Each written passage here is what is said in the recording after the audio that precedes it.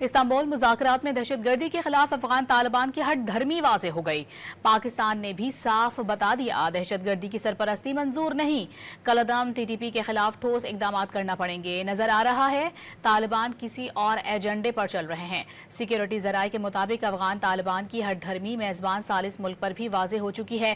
میزبان ملک اب بھی کوشش کر رہے ہیں کہ مذاکرات میں پیش رفت ہو۔